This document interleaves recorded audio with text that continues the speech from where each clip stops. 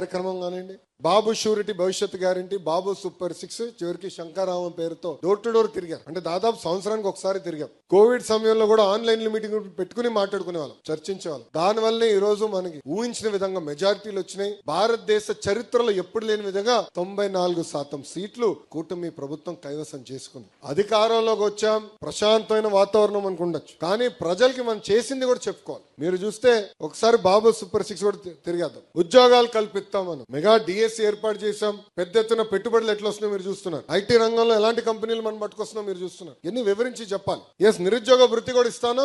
ఈ సంవత్సరంలోనే మొదలు పెడుతున్నాం నిరుద్యోగ భృతి కూడా. అది మీరు వివరించండి. రెండోది తల్లికి వందనం. తల్లికి వందనం అనేది కేవలం డబ్బులు ఇష్టమే కాదు, భూమి కన్నా ఎక్కువ భారం మోసేది మహిళల్ని గౌరవించాలి, తల్లిని గౌరవించాలనేది తెలుగుదేశం పార్టీ విధానం. ఇది ఇప్పుడు కాదు, విశ్వవిఖ్యాత నట సార్వభౌమ స్వర్గశ్రీ నందమూరి తారక రామారావు గారి దగ్గర నుంచి బాబు గారి వరకు జరిగేది. అనేక సంస్కరణలు తీసుకొచ్చాం. ఇప్పుడు డబ్బులు ఇస్తున్నాం, మన చేతులు దులుపుకుంటాం కాదు. మహిళల్ని గౌరవించాలని ఇంట్లో మొదలవ్వాలి, మన వాడక భాషలో మొదలవ్వాలి. నేను విద్యాశాఖ మంత్రిగా పుస్తకాలు నేను చూసా. ఆ పుస్తకాల్లో చూస్తే ఇంటి పనులంతా మహిళలు చేసేదే ఉంది. ఫోటోలు ఈ సంవత్సరం మార్చా. 50% మగవాళ్ళు చేయాలి, 50% ఆడవాళ్ళు చేయాలని పుస్తకాల్లో మేము మార్చా.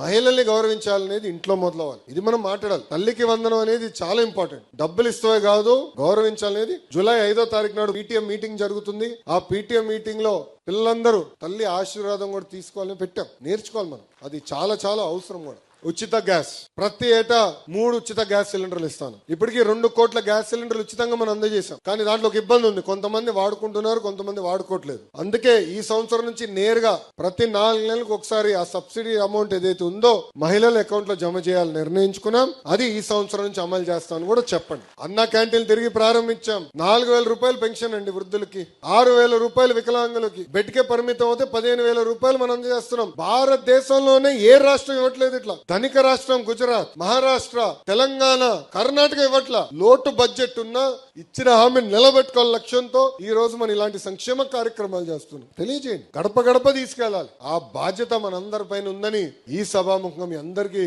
నేను తెలియజేస్తున్నాను. అహర్నిశలు కష్టపడాలి, పార్టీ కోసం మనందరం పోరాడాలి, పని చేయాలి. నమ్ముకున్న సిద్ధాంతాల కోసం ఒక నిర్ణయం తీసుకుంటే ముందుకెళ్లాల్సిన బాధ్యత ఇక్కడ ఉన్న మనందరి పైన ఉందని ఈ సభాముఖంగా మిమ్మల్ని కోరుతున్నాం.